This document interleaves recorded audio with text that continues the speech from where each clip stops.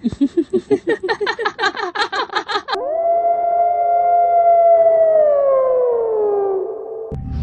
की horror story हमें नया नाम की लड़की ने बताई है।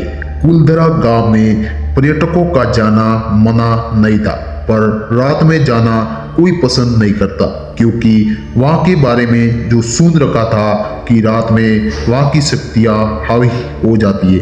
क्या यह अफवाह थी या फिर कुछ और? चलिए हम कहानी की ओर बढ़ते।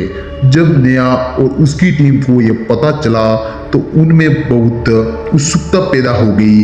अब तो वहाँ जाना ही है, वो भी रात के समय। नेहा को मिला के कुल 5 लोग थे उनकी टीम में। वे लोग पैरालौकिक शक्तियों के बारे में ही खोज किया करते थे। जहाँ उन्हें ऐसा होने का पता चलता वे वहां पहुंच ही जाते थे। और जब उन्हें कुलधरा गांव के बारे में पता चला तो वे वहां जाने के लिए तैयार हो गए। रात के लिए परमिशन मिलना भी आसान ही था, क्योंकि लोगों के गायब होने में सबका शक भूत प्रेत पर ही था और इनका ग्रुप इसी पर काम करता है। तो इन्हें आसानी रही। 5 अपने सामानों के साथ वो चल पड़े कुलधरा की ओर।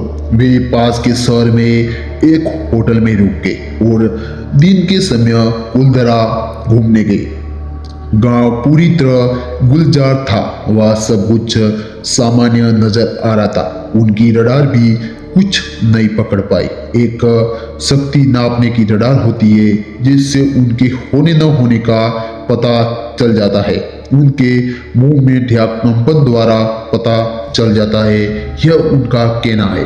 फिर वे रात के समय गए। रात दिन से बिल्कुल विपरीत थी। इंसान तो क्या, कोई जानवर भी कुलधरा के आसपास नहीं भटकता। हवा भी छाए चल रही थी, बहुत ही डरावनी प्रतीत हो रही थी, जैसे हवा में ही भूत हो। उन लोगों ने अपनी मशीनें बावड़ी के पास सेट कर दी। यह वो जगह थी जहाँ सबसे ज्यादा लोगों को एहसास हुआ करता था। पूरे गांव में लाइट तो थी, पर अजीब माहौल लग रहा था। तभी मशीनें लगाते हुए आलोक के कहल पर एक जोरदार चाटा पड़ता है। वो घबरा जाता है, सबको आवाज लगाता है और यह बताता है। सब हंसने लग जाते और नया कहती है, तुम्हारा वह भी होगा और कुछ नहीं। तो आलोक कहता है, अरे नहीं, बड़ा जोरदार चाटा था यार। वो उसका गाल देखती है तो उस पर 5 उंगलियों के निशान छपे पड़े थे। विवेक, पीयू और राघव भी देखते हैं तो उन्हें वाकई में आश्चर्य होता है। वे लोग रडार को देखते हैं, उसमें कोई मूवमेंट तो नहीं हो रहा। ऐसे कैसे हो सकता है?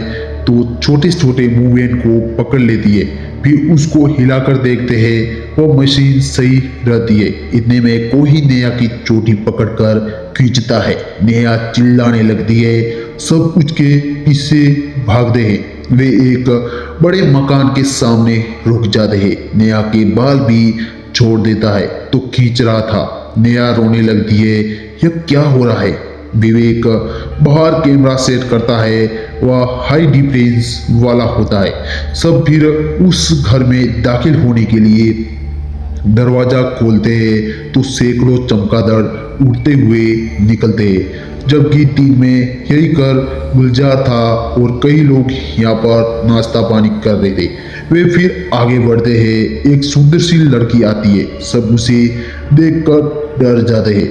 वह कहती है, मैं सरपंच की लड़की हूँ, आप लोगों की सहायता के लिए मुझे बापू ने गांव में भेजा है।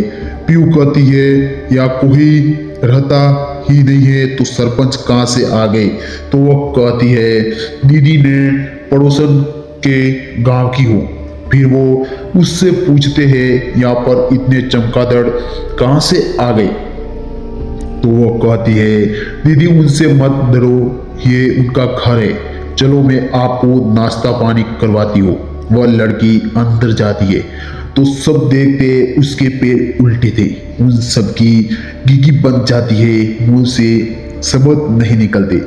फिर वह सब को लेकर आती है, टेबल पर सजाती है। फिर कुछ सोचकर सिर पर हाथ मारकर कहती है, अरे नमक तुम्हें भूली गई। फिर वो वहीं से हाथ किचन तक बढ़ाती है।